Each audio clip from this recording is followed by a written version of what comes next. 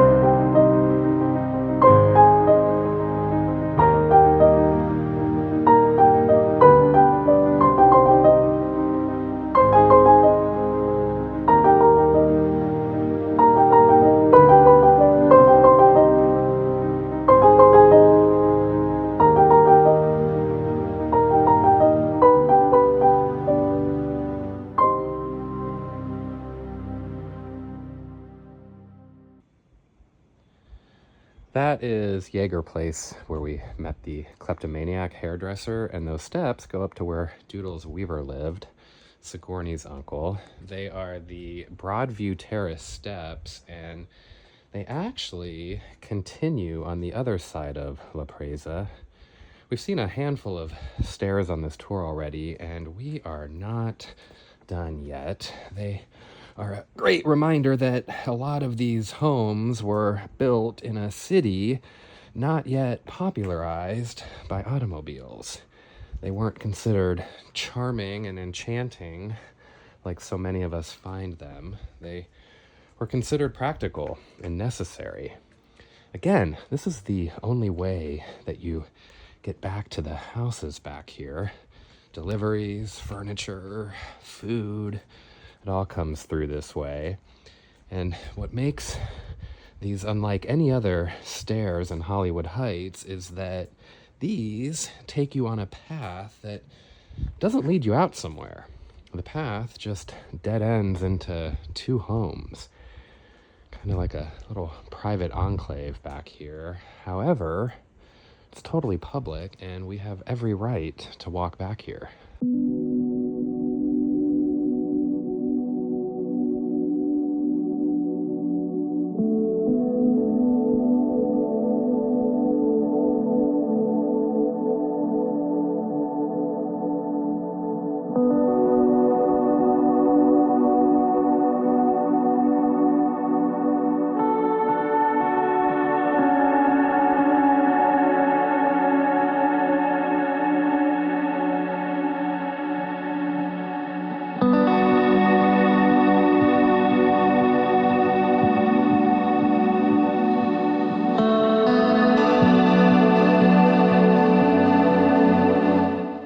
That flight of steps painted red take you to a 4-bedroom house built in 1930, which we cannot see. pretty ironic considering that an insurance agent named George Nigro was living here in 1941 when he learned the horrible news that he was going to go blind.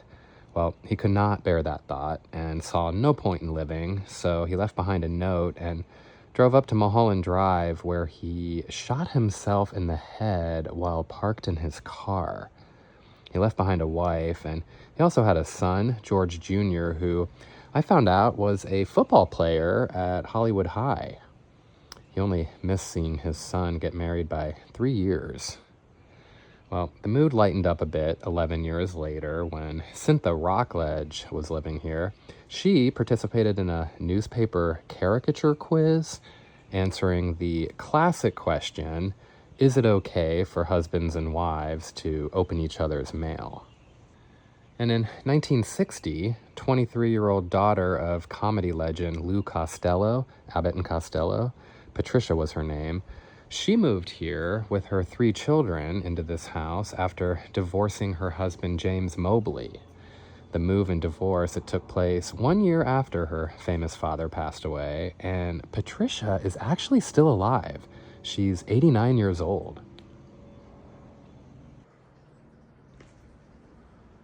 The house right next door was built 6 years prior, in 1924.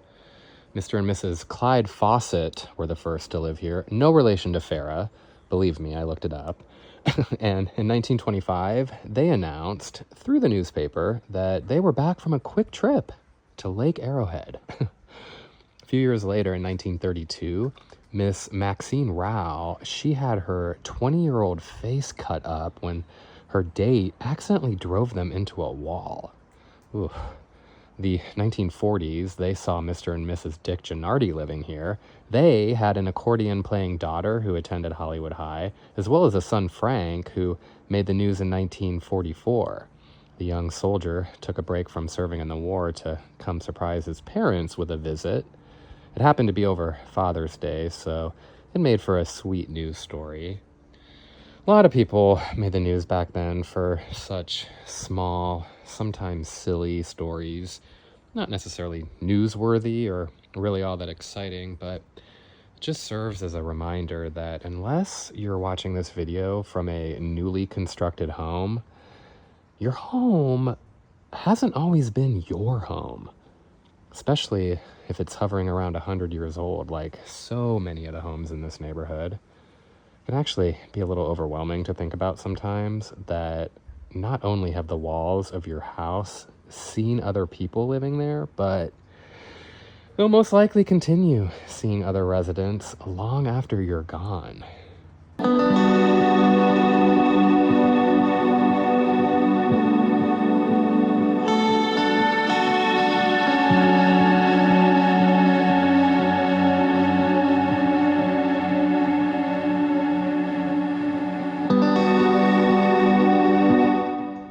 In case you're wondering, where do the people who live back there park their cars?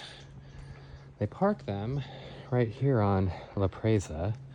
The houses that we just saw, they all park right here on the left, and the parking garages on our right, they are for the other side of Broadview Terrace, like up where Doodles Weaver lived. I basically just want to say his name whenever I can. Doodles Weaver. What a name. Sigourney, too. Those Weavers, quite the imaginations. There's really only one more house here on La Presa that we're going to talk about, but only because, well, it's just something that you have. It's just so LA. It's so LA, and I love it.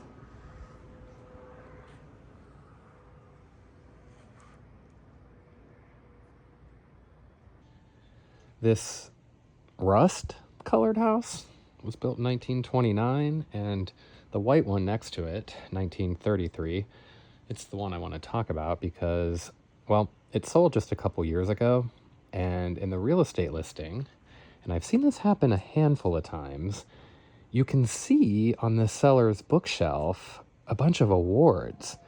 Emmys, Golden Globes. There's a Tony Award, too.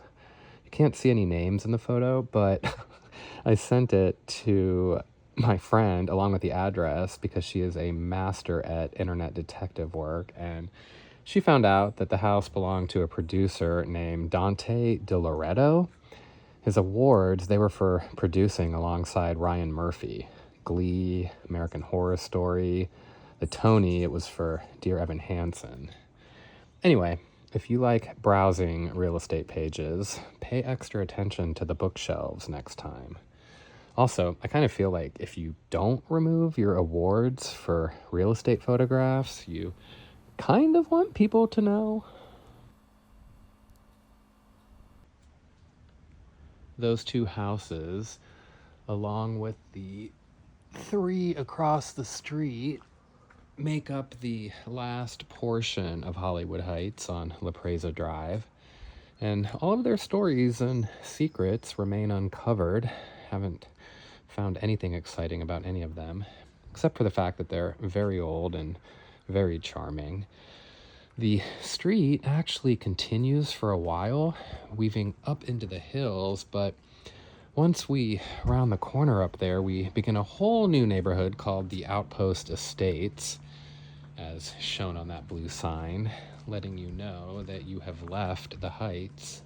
But if you are traveling down La Presa and you round the corner this way, you are welcomed to the neighborhood that we have learned so much about, and yet there's still so much more.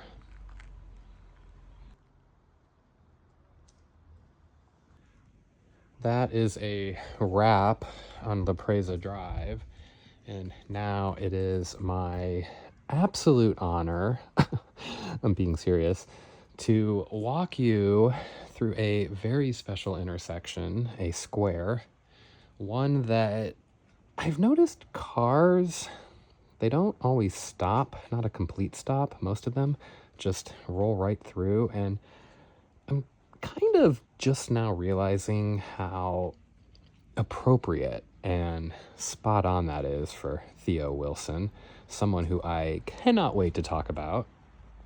So back on Glencoe Way, heading south from Camrose, we've got some more homes to talk about before we get to Theo's, but I am telling you, Theo is hands down my favorite resident to have come out of Glencoe Way, and that includes Matt and Ben, the Freemans, Gladys, everyone. I am a huge Theo stan. If you lived here in the summer of 1950 and had an extra $1,500 to spare, you could have made a down payment on a brand new 976 square foot, 2-bedroom home that hides at the top of a lengthy set of stairs. And I am sure it would have blown your mind if someone were to have told you that one day in the summer of 2020, someone would buy your home for $1 million. This large multifamily unit building on the other side of Glencoe was built in 1925. They look kind of small from here, but they actually go back pretty far in length. The one on the left, 2074, has seen a lot of drama in its time, beginning in 1932 with 18-year-old USC freshman Don Mullally. He was arrested and charged with manslaughter for the death of 2 people when his car collided with theirs on Cahuenga Boulevard in Hollywood. But how about this? At the end of his trial, when the judge announced a guilty verdict, the confused jury erupted with shouts of, "What? No, we didn't. What do you mean guilty?" Turns out they accidentally checked the wrong box and marked him guilty.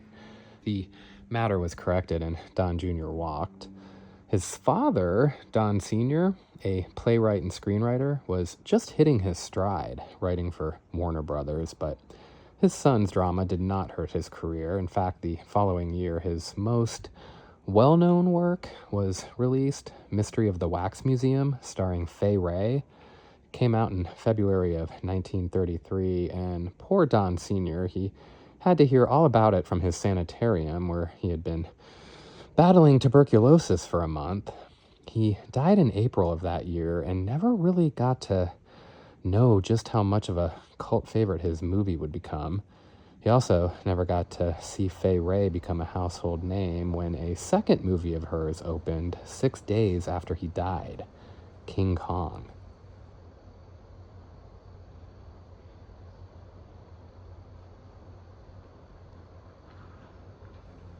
If you loved gossip and scandals, you would have loved being a Hollywood Heights resident in 1951-52, and you would have probably taken a few extra walks, more than usual, around here. An actress named Mary Anderson was now the tenant, and she was accused of having an affair with one of the most important and influential directors, really in film history, King Vidor. The accuser was Vidor's third and last wife, a screenwriter named Esther Nicholas, who used the professional name Elizabeth Hill. Well, she claimed that this was the apartment where King and Mary carried on their illicit affair, but before you feel too sorry for Mrs. Vidor, you should probably know that she fell in love with King on the set of 1932's Bird of Paradise, and Vidor was married to actress Eleanor Boardman, but not for long. Eleanor divorced King the next year. He and Elizabeth, they actually stayed together until she then caught him with Miss Anderson here, and they separated in 1953, but ended up having this long, on again, off again arrangement. King, that was actually his real name too. He was born King Vidor in Texas back in 1894. He moved to Hollywood and started making films in 1913. He worked all the way through the 1950s, really changing the course of cinema along the way. He died in 1982 at the age of 88. He was nominated 5 times by the Academy for Best Director, but he never won. He did take home an honorary one at the 1979 ceremony presented to him by Audrey Hepburn. Now, there was a book written in, I think it was 1986, called A Cast of Killers, and it's about the murder of William Desmond Taylor, which I did a 3-part story on here on YouTube called Hollywood's First Murder Mystery. Well, in that book, author Sidney Kirkpatrick claims that in 1967, King Vidor, who was once friends with William Desmond Taylor, set out to solve the case and did. He said King Vidor solved it. He claims that all of this evidence was in a locked box that he found, and therefore he wrote A Cast of Killers. And it's a great read. Really fascinating, but unfortunately a lot of it has been debunked, and it's extremely sensationalized, and it kind of says a lot that it's not even mentioned in King Vidor's extremely long Wikipedia page. No disrespect to Mr. Kirkpatrick, but his story just really never stuck. As for the actual tenant here, Mary Anderson, well, her career was slightly impressive. Her first credited role came in 1939's Gone with the Wind. She was one of many, many, many actresses who auditioned for the role of Scarlett O'Hara. She was given a smaller role instead, that of Maybelle Merriweather. She worked all through the 40s and 50s, even appearing in Alfred Hitchcock's Lifeboat, and she was also in The Song of Bernadette. She also found a lot of work in television, giving her work through the 60s. But after news of the scandal with King Vidor, she left her home here and married cinematographer Leon Shamroy the following year in 1953. They remained married until he passed away in 1974, and Mary lived to be 96, dying in Burbank on April 6, 2014. And get this. In 1959, a 10-year-old little boy was living here named Dennis Inzaleko. Well, he was beyond thrilled when he got to meet TV's John Russell, who starred as the lawman from 1958 to 1962. Guess who starred on a season 4 episode of The Lawman? Mary Anderson.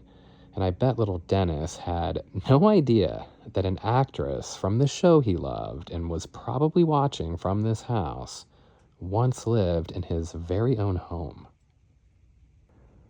We're not finished yet, though. As soon as Mary Anderson moved out, Hungarian-born musician Lajos Shuk moved in. He was quite renowned all over the world for his musical talents, mostly for playing the cello. He made his LA debut in 1929 and performed and conducted all over town. He was very well respected, and his performances garnered quite a lot of press. Well, one night after a performance at the nearby Hollywood Bowl, Lajos was walking home, passing through the parking lot, exactly like we did at the very beginning of this tour, when he was jumped and beaten by a pair of men for his wallet. He was okay, though. He was treated at a nearby hospital for his injuries to the head and face, but the most surprising part is that they actually caught the two guys who did it. Ironically, they were both two unemployed musicians. Lajos lived almost another decade, dying at 65 from a heart attack in 1962.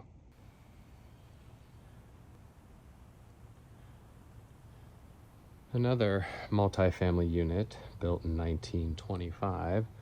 A man named Gordon Lane was living at 2062 when he was questioned by the local newspaper on April 4th, 1949. The question was, are the youths of today wilder than they were years ago? Gordon answered, the state of affairs that we are now in is enough to make anyone wild. And he went on to add, our world is so unstable that it is unreasonable to expect normalcy from youth. I mean, sounds like something any number of people would say today.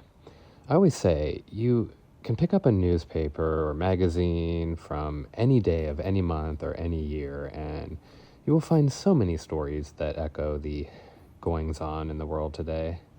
A lot has changed, but so little has changed. Remember the composer-pianist I mentioned right at the start of this tour when we were back at the Hollywood Bowl? Gertrude Ross, who along with Anna Sprott hauled the piano down into the dell of the Hollywood Bowl to test out the acoustics. Well, Gertrude, she lived here at 2064. She's considered an early pioneer in the development of the Hollywood Bowl.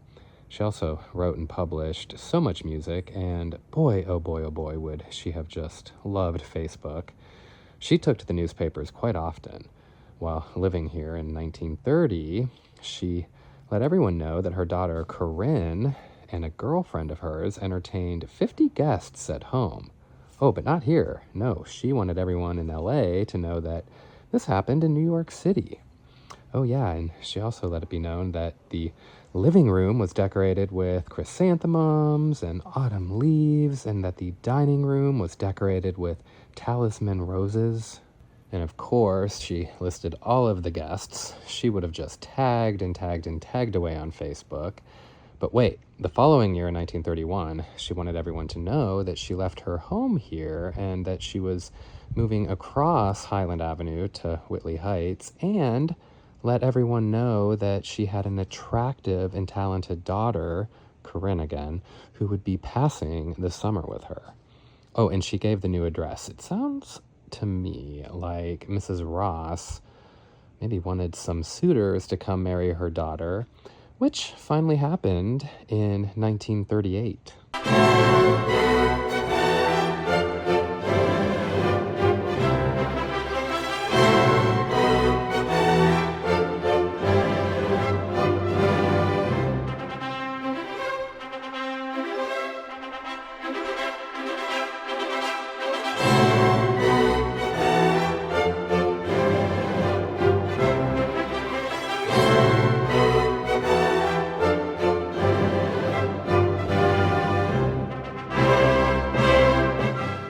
Poor gullible Mrs. Rita Rivera. She was living across the street here in 1949 when she got scammed out of $250 by a guy claiming to be part of a political movement to legalize bookmaking. 1949 was also the year that her one-bedroom, 700-square-foot, tiny little house was built up that very long flight of stairs. Rita sounds like she would have probably fallen for some shady email scams had she lived long enough to see the invention. I like to point out some of the square feet of these homes just to remind people that not everyone who lives in the Hollywood Hills live in these grand mansions. Some of these homes are just tiny, especially around here in Hollywood Heights.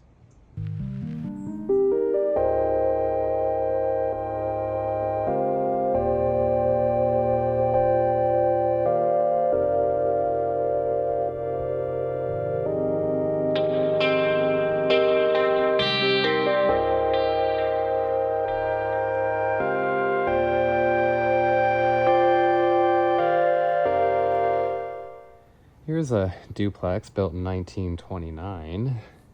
Mr. and Mrs. Louis Goldberg, they were living here in 1933 when they saw their daughter, whose stage name was Dorothy Gold, off on her honeymoon to Panama. Dorothy graduated from Hollywood High and UCLA before becoming a vaudeville and screen actress who actually only appeared in 2 films before settling down as the newly married Mrs. Cohen. She would actually live to be 90, passing away in 2000 here in LA. And in 1958, lampshade designer and salesman Peter von Leoties was living here. He was out and about running errands on Melrose when he had the unfortunate luck of getting into a collision. The last person you want to get in a car accident with is a television star with an Emmy and a Tony. You are bound to get some unwanted press. Comedian Nanette Fabre, who at 34 was also 4 months pregnant. Luckily, according to her doctors, she didn't suffer any injuries, but they kept her overnight for observations, and that, of course, got some press. It also meant that she had to be replaced that night on Jack Benny's Shower of Stars, which was being filmed at CBS Television City, where she was to sing a duet with Betty Grable. Way to go, Peter. Nanette actually sued him months later, and regardless, she went on to have an illustrious career, recurring on a lot of TV shows like Mary Tyler Moore, The Carol Burnett Show, One Day at a Time. She was also on Maude, and she even appeared on the sitcom Coach, which starred her real-life niece, Shelley Fabre.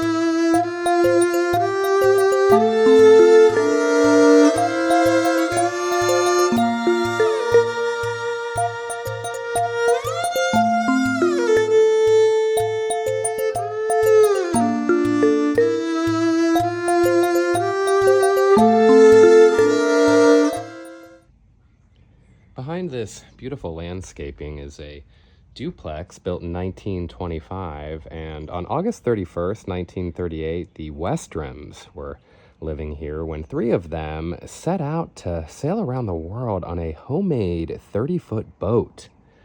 62-year-old Charles, a retired cafe owner, and his 2 sons, Robert, 25, a med student at UCLA, and Jack, who was 19, he just graduated from Hollywood High School.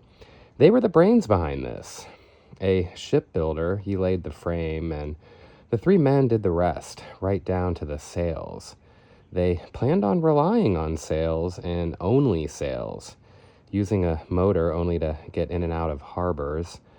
Most of the boat building was done at a warehouse on Vermont Avenue in Hollywood, but smaller projects for the boat were built right here in the backyard.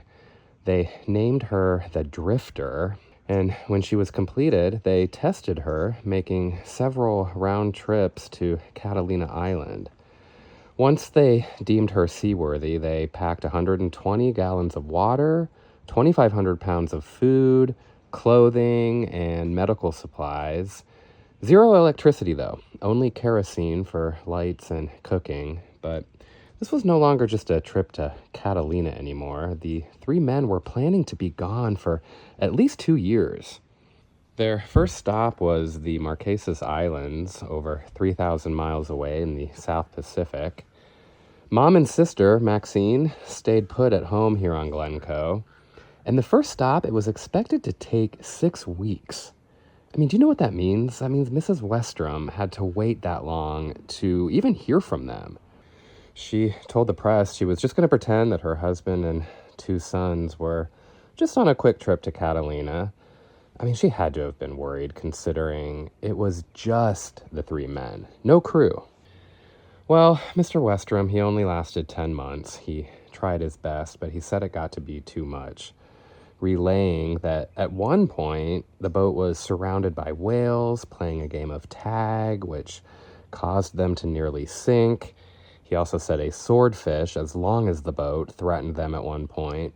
It was just all too stressful, so he left his 2 boys to continue on the rest of their journey alone. Dad made it to the South Pacific, and he left by way of Tahiti to return home. The boys, they planned to continue sailing to the Cook Islands, Samoa, Fiji, and eventually Australia. In February of 1940, Mom and Dad received a telegram back here at the home that the boys had made it to Auckland, New Zealand. They made it around the world and eventually back home here. I got so invested in this family. I learned that Dad died in 1962 and Mom in 1971, but I could not find anything else out about whatever happened to the 2 boys. They had planned to publish a book about their travels along with hundreds of photographs that were taken, but sadly I don't think any publications ever came to fruition.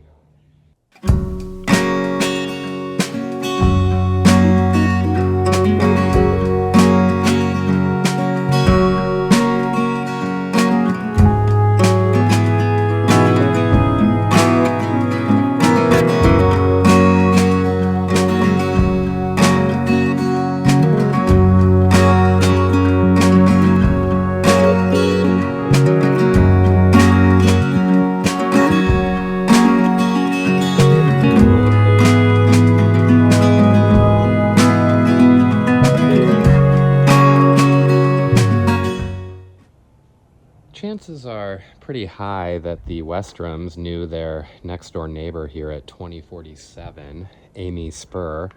She was living here in 1942, where she entertained, sang, and taught voice lessons. She was a soprano singer and a very well-respected voice teacher. She also wrote music, composed, and sang for injured soldiers during the war. She wrote 4 songs specifically aimed to show her patriotism, and she was a member of various women's overseas wartime groups.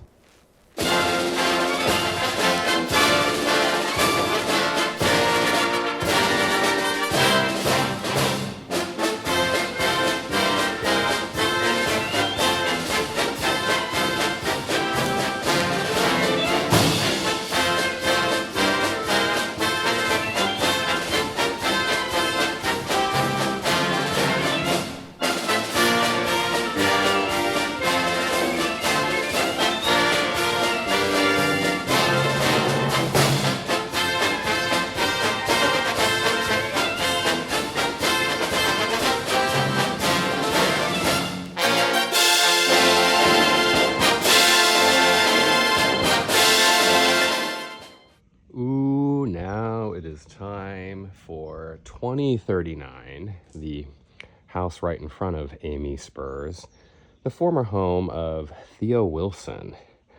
I don't know why I am so drawn to her. Yes, her. You probably thought Theo was a dude, didn't you?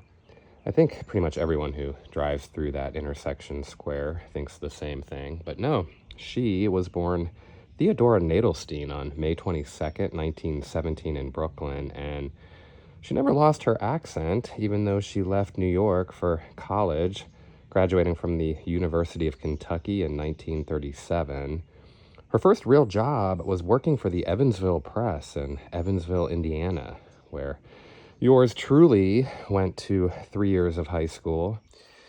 A few years later, she took a job a little further north at a newspaper in Indianapolis, and she married a newscaster named Bob Wilson, taking his last name, going by Theo Wilson.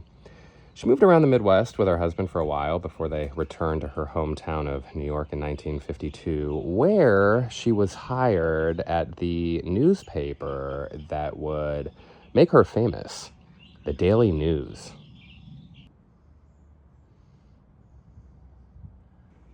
Theo Wilson is one of those people I wish I could have been friends with.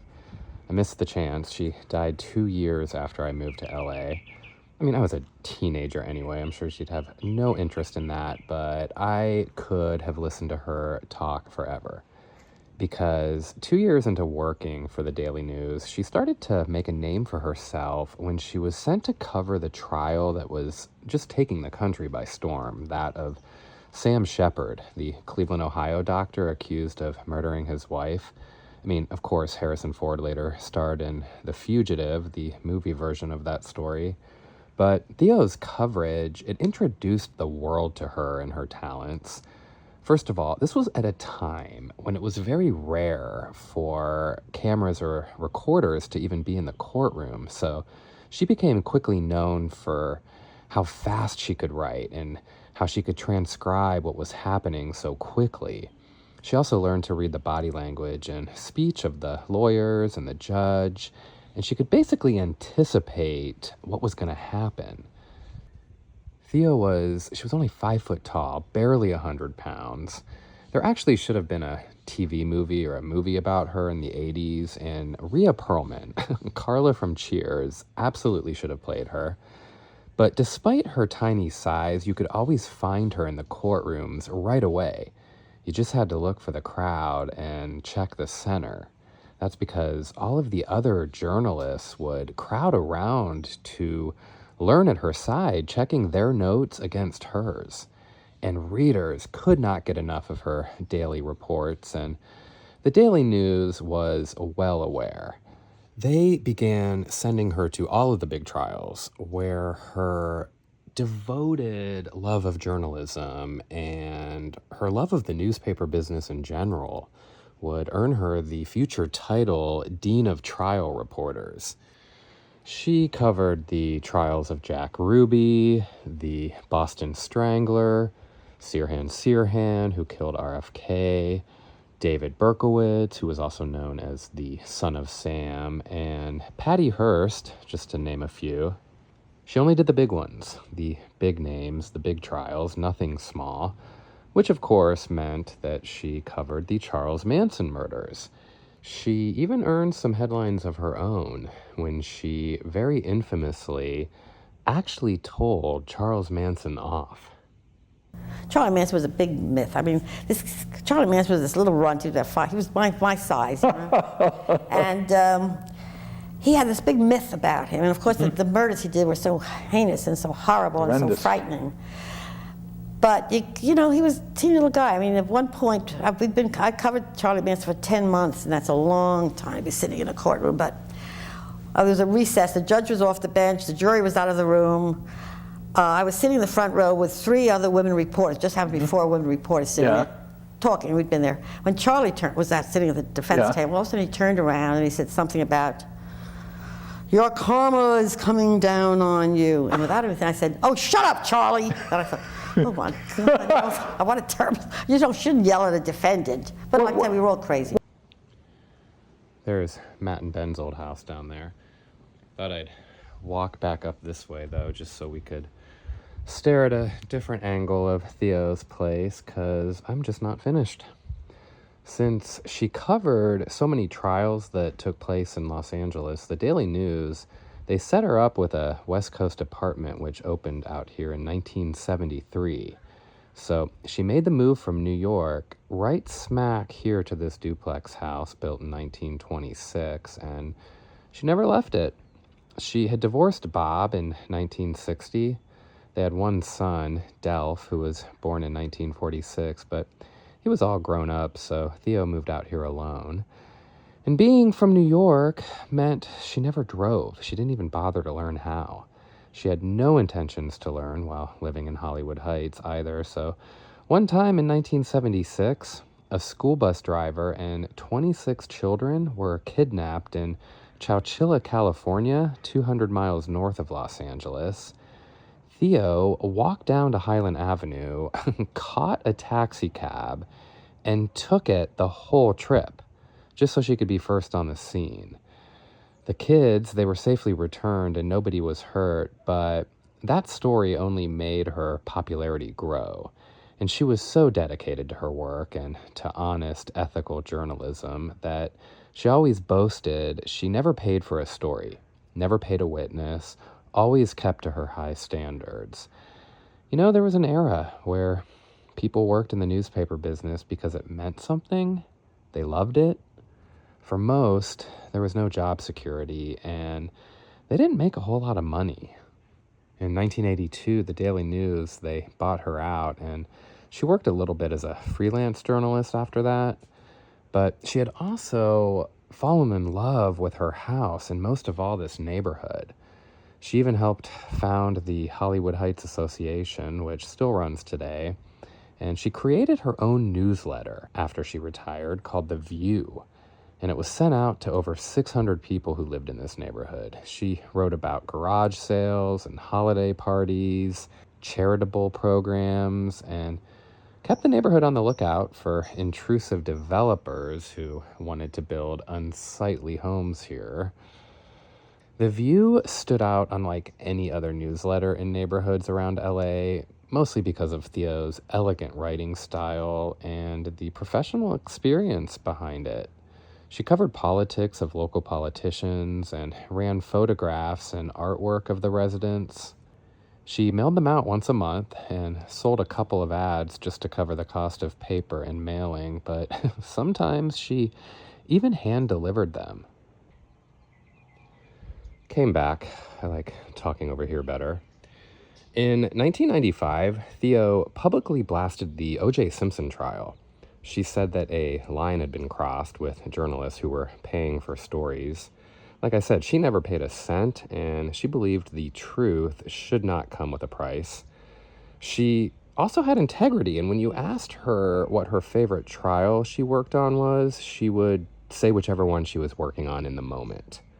Whenever anyone asked her what her prediction on the outcome of a case would be, she would say, "That's like betting on a horse race. Impossible to tell how a jury would respond." She said that you can't cover a trial properly if you have your mind made up. The key to courtroom reporting was listening to everyone and everything. In 1997, Theo finished a book, a biographical retelling about her life and times as a journalist. It was called Headline Justice, and she was about to embark on a tour. She was here at home waiting for a limo to take her to the Late Show with Tom Snyder, but she fell ill and an ambulance was called instead, and she died a few hours later at Cedars from a cerebral hemorrhage. Theo, who was once nominated for a Pulitzer Prize, received that sign at the corner of Camrose and Glencoe in the summer of 1997. The president of the Hollywood Heights Association at the time, Joyce Bryman, was on hand, and she said that Theo was the linchpin that held us together. Her warmth, her generosity, her spirit are what gave our street its uniqueness, its character, its stability. Theo was from an era where you wanted to read the news. You didn't dread it because you weren't going to get a clickbait doomsday narrative that may or may not be true. You were going to get the facts. Anytime anyone asked her about working in a man's world, she defended the newspaper men, saying that they were the best friends that any colleague could ever have because everyone was really just after one thing, the story. And in return, they all loved her. In fact, most people she worked with did. Anyway, next time you find yourself at the Theo Wilson Square, maybe come to a complete stop and give a little salute, a nod, or blow her a kiss. All right, I am going to end the Theo Wilson story and Glencoe Way with an article that she wrote for the Los Angeles Times in November of 1981. I actually printed it out, and we are going to see how well I can read, walk, and film at the same time, so please bear with me. When I was growing up in one of Brooklyn's old residential sections, we used to have block parties to celebrate the 4th of July, neighborhood parades for Memorial Day, maypole dances, and picnics at nearby Highland Park to welcome the spring. Now, I live and work in Hollywood. My office for the New York Daily News and my home are in the same building.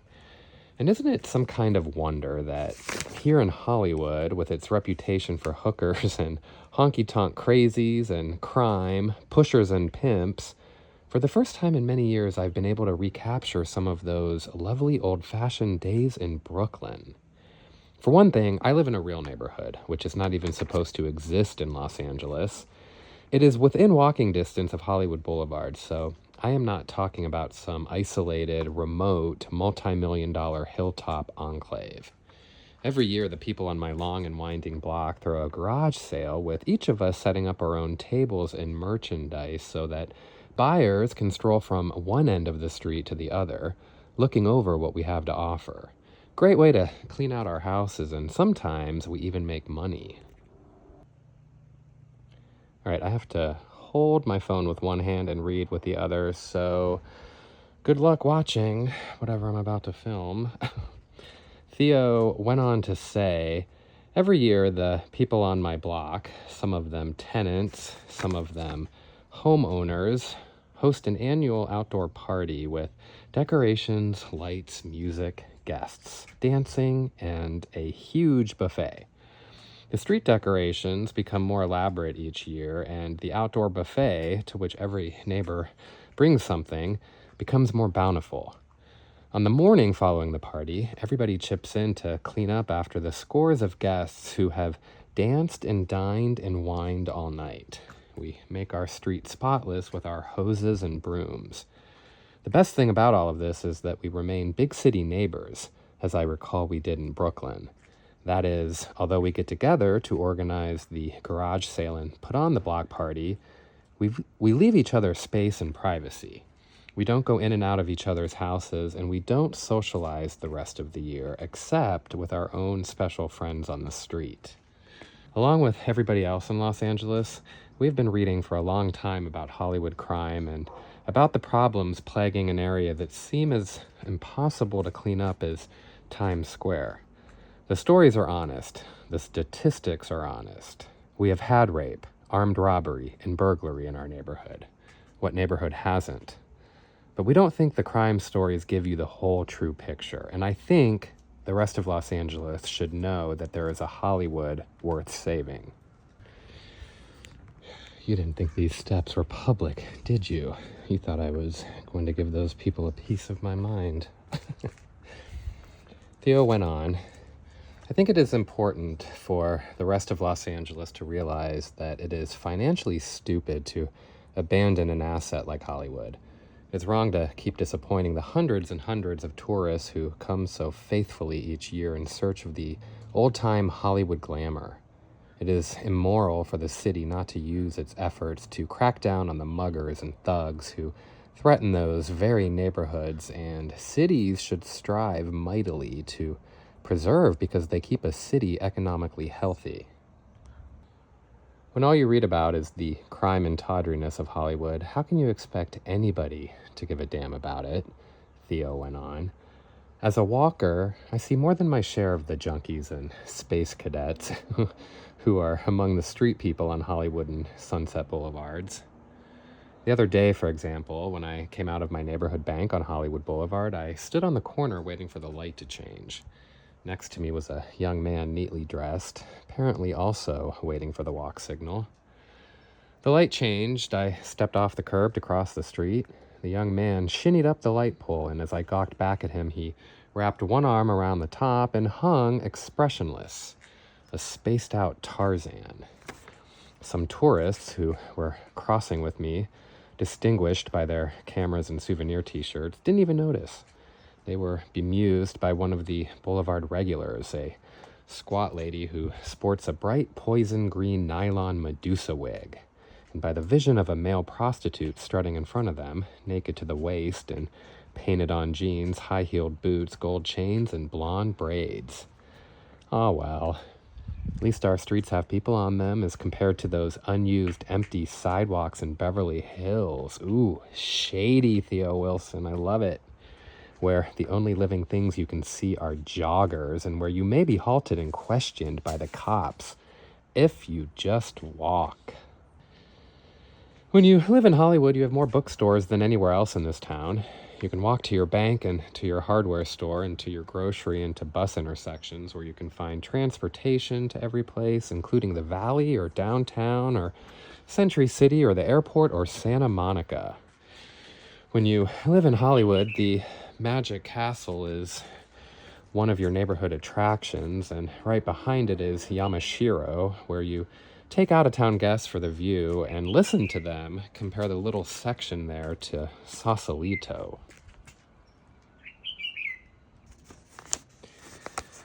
We are near the studios, we are near the city, we live near houses designed by Frank Lloyd Wright. Everybody has dogs and cats. At one of our block parties, the hit of the evening was the little pooch who was wearing a tiny Gucci purse.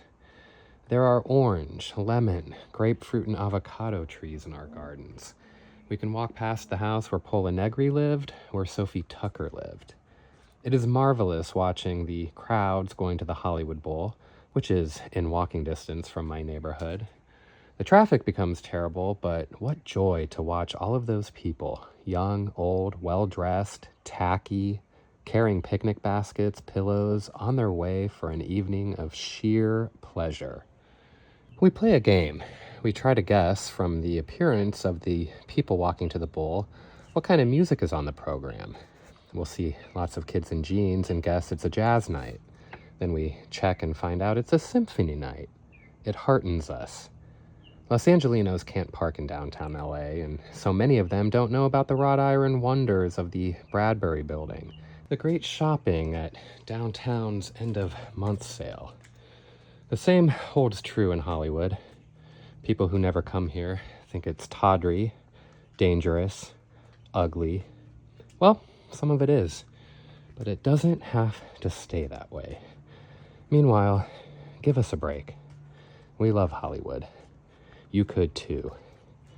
Theo Wilson, West Coast correspondent for the New York Daily News, 1981.